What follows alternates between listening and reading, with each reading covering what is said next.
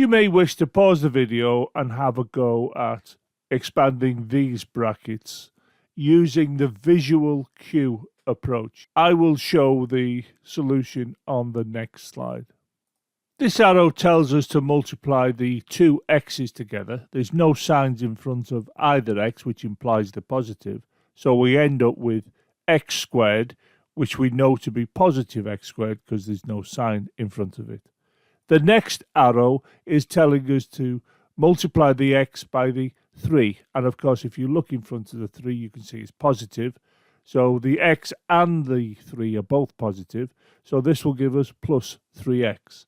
The next arrow is telling us to multiply the 7 by the x, which gives us 7x. But we have to note that this is negative. There's no sign in front of this, which means it's positive. And a negative times a positive is a negative. So this will give us negative 7x. This arrow will tell us to multiply the 7 by the 3, which we know is 21. But you can see this is negative and this is positive, and a negative times a positive is a negative. So we end up with minus 21.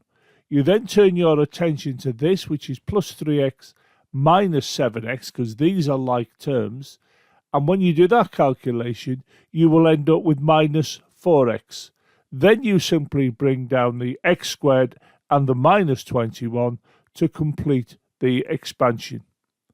So this is the expansion of these two brackets.